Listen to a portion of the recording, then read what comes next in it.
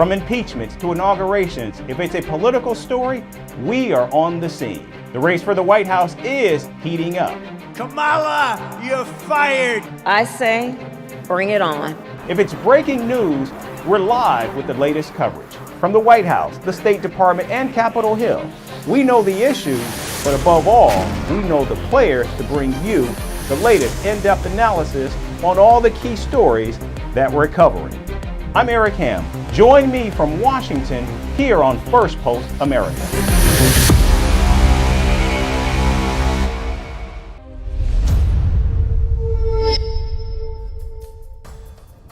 Hello and welcome to the program. I'm Eric Ham in Washington, D.C. Today marks 1 year since Hamas's devastating attack on Israel sent the region spiraling into war and chaos. We'll take a look through the latest in the region and look back on that fateful day. But first, a look at the latest headlines. The head of the United States Central Command meets Israel's top military generals to assess security threats from Hezbollah, Iraq, and Iran. The meeting comes as Washington prepares for an escalation in the region. A Russian court jails 72-year-old American citizen Stephen James Hubbard for 7 years on charges of being a mercenary and fighting on behalf of Ukraine. Hubbard was arrested by Russian troops in eastern Ukraine as the war began in 2022. South Korean President Yoon Suk-yeol meets his Filipino counterpart in Manila. The two leaders signed agreements to boost bilateral ties, including deepening maritime cooperation in the South China Sea. The president of the Maldives visits India as the cash-strapped country looks to reset ties with its neighbor. Prime Minister Narendra Modi calls it a new chapter as New Delhi agrees to provide $400 million to the island nation under a currency swap agreement. And Venezuela's opposition presidential candidate Edmundo Gonzalez says he will return to the country in January and take office as president. Gonzalez fled to Spain in September after a court issued an arrest warrant on allegations of conspiring to topple Nicolas Maduro's government.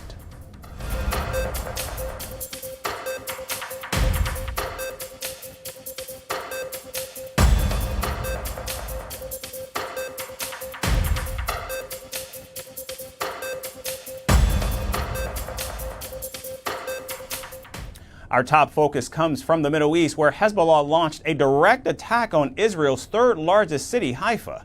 In an unprecedented strike, rockets evaded Israel's air defense systems, hitting Haifa and the northern city of Tiberias. At least 10 Israelis were wounded in both cities, with some receiving hospital treatment. Home, which is like 500 meters from here. I heard a boom, and I heard in the radio of Ichud Hatzala that there is a site here in this junction. I went straight away. Firstly, in the beginning, we didn't find any injuries, and then I saw that this building, showed them this building. There was shreds of glasses of the missile in this building. I went inside, and I found 4 people injured, between minor to moderate.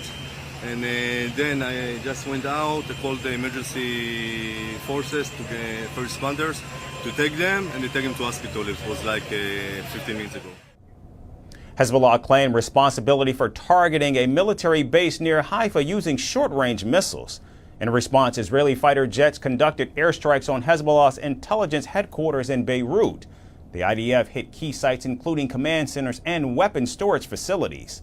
Strikes also targeted southern Lebanon and the Bekaa Valley, leading to secondary explosions indicating the presence of hidden weaponry. The Israeli forces reported that approximately 30 projectiles were fired from Lebanon into Israeli territory. There is no smell of gunpowder, and there are no weapons depots. If there were a weapons depot or something like that, the smell would be much stronger than this, and it would stay burning and intensifying. This whole thing is for displaced people. Children are dying, and women too. People have been wronged. Martyrs have fallen for the sake of defending this homeland. Prime Minister Benjamin Netanyahu visited Israeli soldiers stationed near the Lebanese border, praising their efforts to dismantle Hezbollah's attack capabilities. Netanyahu called the soldiers heroes and stressed their role in removing threats aimed at Israeli communities. A year ago, we suffered a terrible blow. For the past 12 months, we've been changing reality from end to end. The whole world is astounded at the blows you inflict on our enemies, and I salute you and tell you, you are the generation of victory.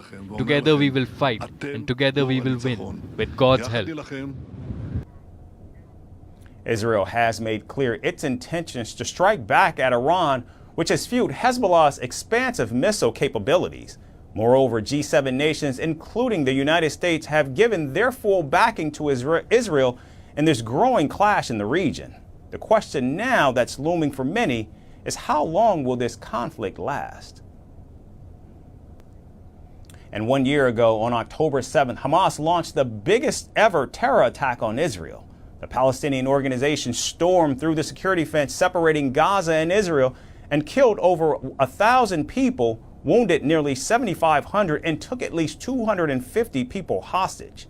1 year later, as people around the world pay tribute to those killed in the attack and stand with those still in captivity, we look back at the darkest day in Israel's history that shook the region and the world.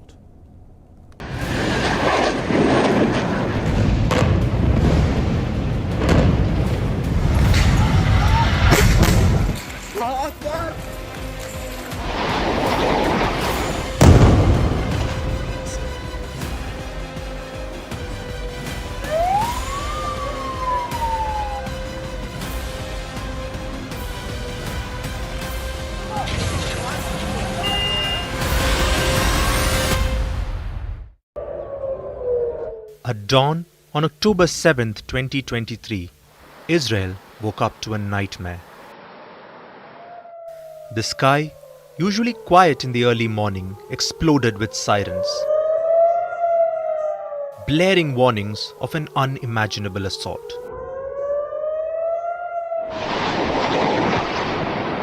Then the rockets came, thousands of them in just minutes.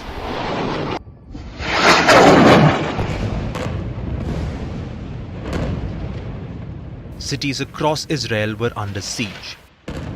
This was no ordinary bombardment. As the rockets rained down, something far worse was happening on the ground.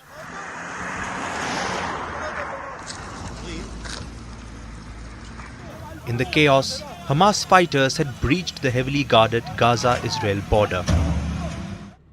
They arrived with precision, on motorcycle, in trucks, by sea, and even from the sky. In Sderot, a town just 1 kilometer from Gaza, Hamas fighters roamed the streets, gunning down civilians without hesitation. Then, further along the border, in the kibbutzim that had once been symbols of peace, the horror was even more profound. In Be'eri, families were dragged from their homes, helpless against the violence that had come to their doorstep. Children, parents, neighbors, none were spared. Suddenly at 6, I heard a siren. Explosions. I checked on the internet and I saw there is a terrorist infiltration. You can see in the background their bodies. I went out, I saw loads of bodies of terrorists, civilians, cars shot up, sea of bodies inside Sderot, along the road, other places, loads of bodies. It is sad, it is tragic. We are at war. I don't know when it will all end. And then, in the heart of this chaos, came one of the most shocking massacres of the day. At a music festival near Reim, where thousands had gathered to celebrate life, the joy quickly turned to terror.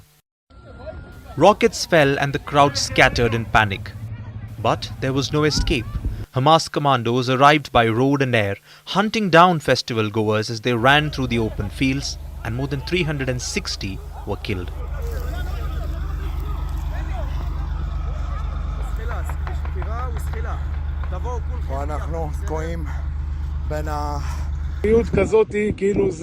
Such cruelty. I don't think there's an animal on the face of the earth or a person who can be so. War between soldiers. But girls? Abusing the bodies of girls, children, families? I can't find him and I don't know what to do.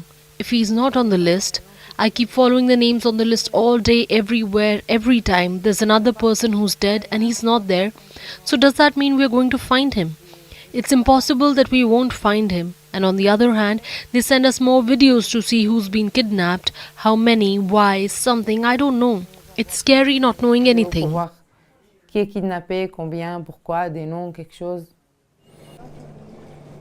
As the hours passed, the Israeli military fought desperately to regain control, and shortly after 9 a.m., Defense Minister Yoav Gallant declared, Hamas made a grave mistake this morning. It started a war against the State of Israel. The State of Israel will win this war. And by midday, Israel retaliated, launching airstrikes on Gaza in a show of force, flattening buildings and sending shockwaves through the entire region.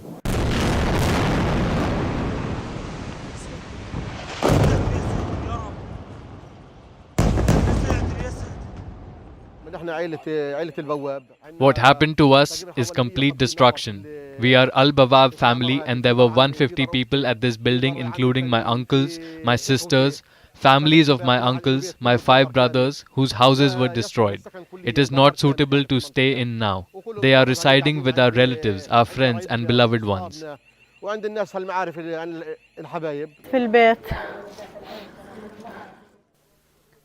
They bombed us suddenly without any warning. We suddenly felt that everything has fallen on us. We were shocked, and the people who they pulled out were dead or injured. But thank God my children are martyred. My son Asef and Hassan are missing, and Shaima and her children died. As the clock ticked closer to noon, Israeli Prime Minister Benjamin Netanyahu addressed the nation by a video. Citizens of Israel, we are at war, not in an operation or in rounds, but at war.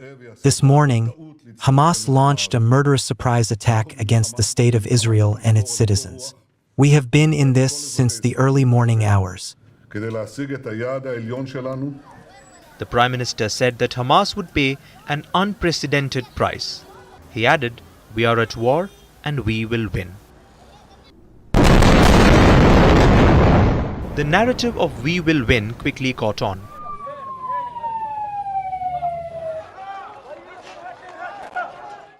And a year later, Prime Minister Netanyahu continues to remain adamant. Day after day, Israel proved to Hamas that what they gave will be returned, and without a doubt, it will be a tad harsher. So, as Israel shifts attention more towards southern Lebanon and northern Israel, following nearly 1 year of war in Gaza, the darkest day in Israel's history proved that even the strongest can fall when least expected.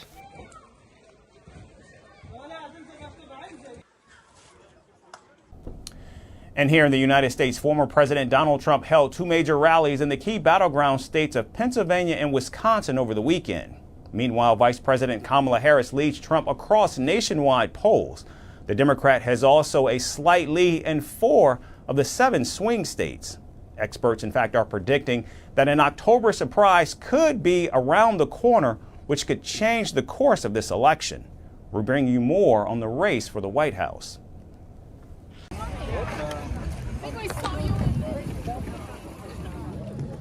It was a packed weekend for Donald Trump.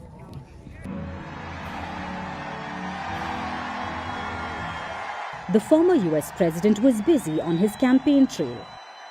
The first stop was in Butler, Pennsylvania. Trump revisited the town where he survived his first assassination attempt, which was on the 13th of July. Standing behind a bulletproof glass, Trump received a roaring welcome. As I was saying, I want to just let you know that tonight I returned to Butler in the aftermath of tragedy and heartache to deliver a simple message to the people of Pennsylvania and to the people of America Our movement to make America great again stands stronger, prouder, more united, more determined, and nearer to victory than ever before. We're going to make America great again. Going to win the election. Going to win the election. He's a great gentleman. He's done such an unbelievable job for North Carolina, for Georgia, for Alabama, for Florida, for Tennessee. His name is Elon Musk. He saved free. Joining Trump on stage was billionaire Elon Musk. And the Tesla CEO immediately took a pot shot at current US President Joe Biden. Hi, everyone.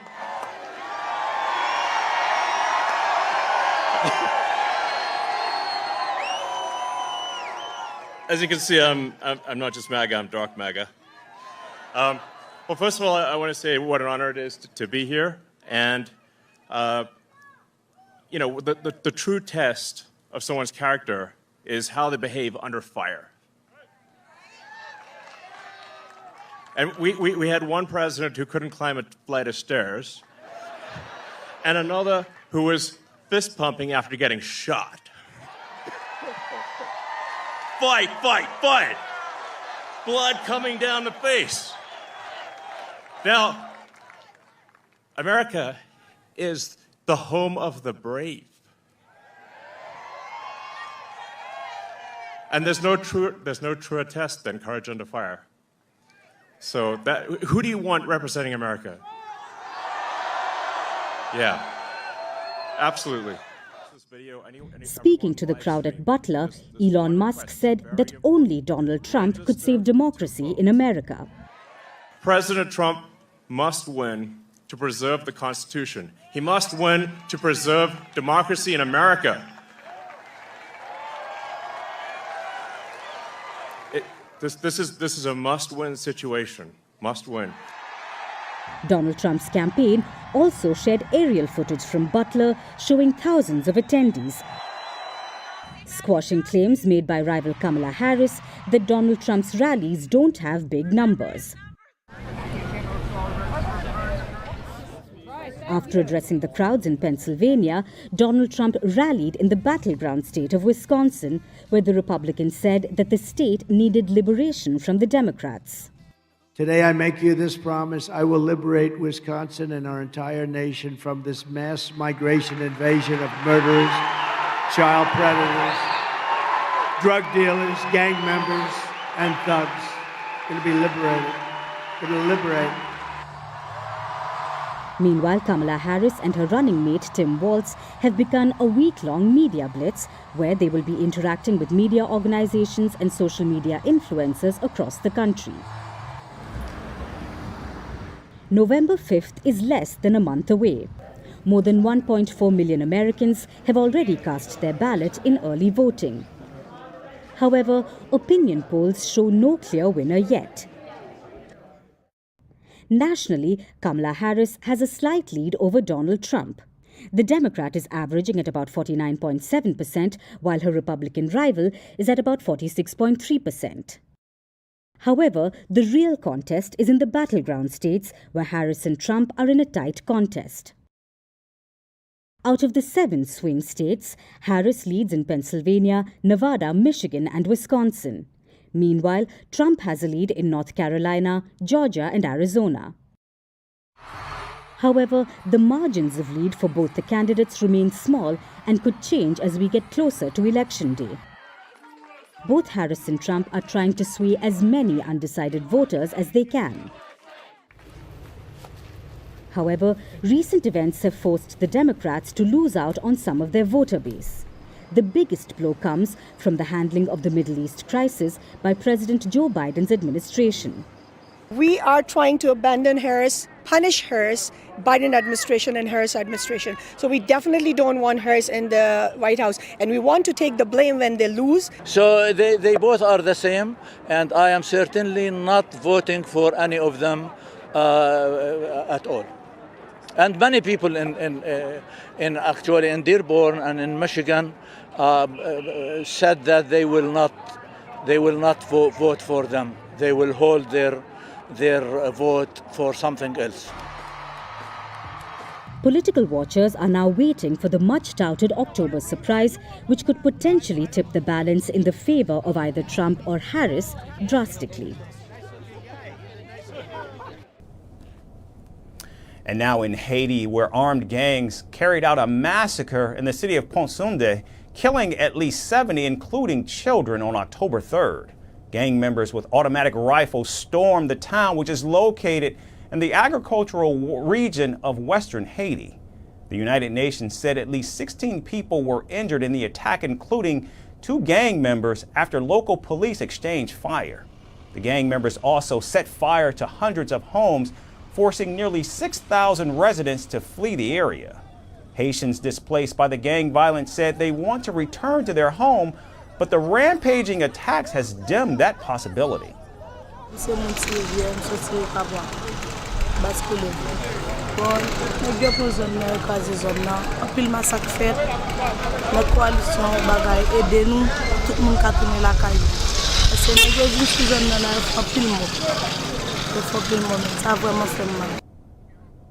In the aftermath of the attack, Prime Minister Gary Conille embarked on a trip to the UAE and Kenya to seek security assistance. Before leaving the country, the Haitian leader pledged to deploy additional police personnel and promised swift justice for the victims of the massacre.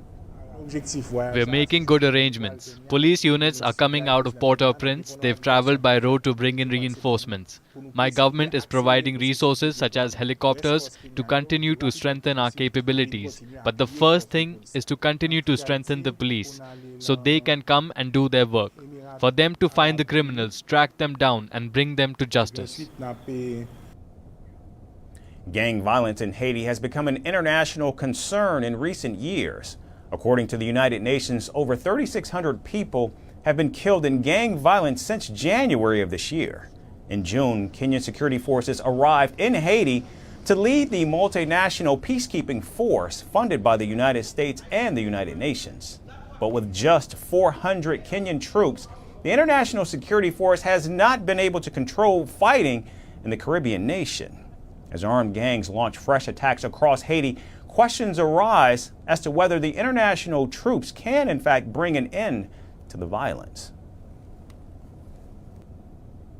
And finally to Russia, where Vladimir Putin turned 72. From spy to politician, Putin's career has been cemented over his 25-year reign, but not without heavy criticism. From facing global isolation over the invasion of Ukraine to clamping down on political dissent at home, Putin's rise has been contentious, to say the least. The West and Russian dissidents have often called out Putin's authoritarianism. Our final report looks back. God save the Tsar. What a fitting start to Vladimir Putin's birthday. At 72 years young, the Russian president continues to bask in the adoration of loyal followers, reminding the world that his reign isn't just about politics. It's a legacy in the making. Tsar, of course, was the title of Russia's supreme male monarch until 1917. And if today's Russia had to crown someone with that title, who else but Putin himself?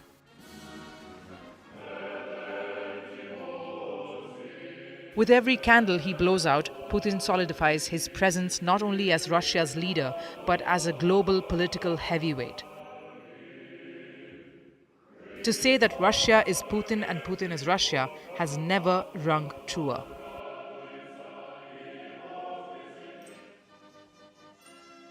For nearly 25 years, he's navigated the turbulent waters of global power struggles, with one unflinching ambition: the resurrection of the Soviet Union's glory days. Make no mistake, as Putin's dreams aren't small, he envisions Russia towering over the world stage, leaving even the most powerful nations in awe.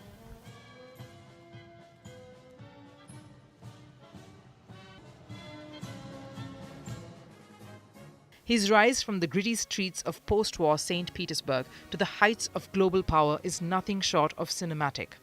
Born in 1952 to a modest family, a young Putin didn't exactly have the world at his feet. But with a fierce determination and a black belt in judo, he maneuvered his way through the ranks, transforming from a KGB spy to a formidable political force. In 1991, the Soviet Union had collapsed. A young Putin who served his country loyally was left disheartened. By 1999, Russia wasn't just weak economically, but they struggled to keep a strong military as well. But then things changed. Putin took Russia's political scene by storm, ready to rewrite history. Fast forward to 2022, the year Putin decided to wage war against Ukraine. Putin also won the presidential elections in a landslide victory. His victory in the post-Soviet landscape wasn't just a political achievement. It was a masterclass in consolidating power. Putin didn't just win an election, he won over an entire nation, making them believe that his desires were theirs. His decision to stand up to the West and invade Ukraine, though controversial, solidified his iron grip on Russia's future. At 72, the West may call him an autocrat, even a killer, but none of that seems to faze him. Putin stands defiant, portraying his war in Ukraine as a continuation of an age-old battle against a declining West. For him, the West humiliated Russia after the Cold War. As NATO expanded closer to Russian territory, Putin decided to turn the tables. He launched the special operation on territories Moscow held dear. Of course, Kiev and its allies call it an imperialistic land grab. But for Putin, it's about restoring Russia's pride and power. Despite the chaos and the headlines, here he is, still towering over the world stage. His birthday brings not just greetings, but reaffirmations of loyalty from allies far and wide. Chechnyas Ramzan Kadyrov, Putin's loyal foot soldier, hails it as a day of significance for all of Russia. Belarus too sends its warmest regards, with President Alexander Lukashenko commending Putin for his unwavering commitment to Russia's historical mission and his personal sense of duty to the nation. And so as Putin celebrates another year, the world watches with bated breath. Russia's modern-day Tsar, whether in title or in spirit, shows no signs of stepping down from the throne. His reign continues, with no clear end in sight. And if today's birthday wishes are any indicator, Putin's legacy is firmly rooted in the minds of his people. That's our show for today. We certainly thank you so much for tuning in. We hope to see you right back here again tomorrow. Thanks again, everyone, for watching.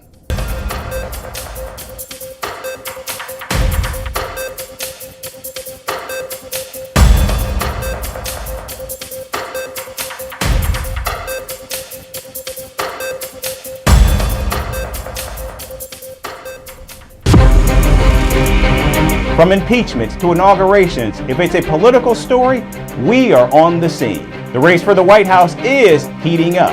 Kamala, you're fired! I say, bring it on. If it's breaking news, we're live with the latest coverage. From the White House, the State Department, and Capitol Hill, we know the issues, but above all, we know the players to bring you the latest in-depth analysis on all the key stories that we're covering. I'm Eric Ham. Join me from Washington here on Firstpost America.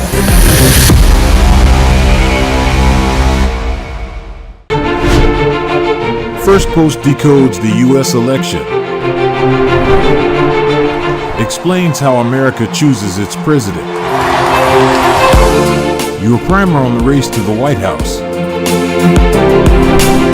Everything you need to know about how America votes and its global implications. U.S. Election Explained. Every Monday and Thursday only on Firstpost.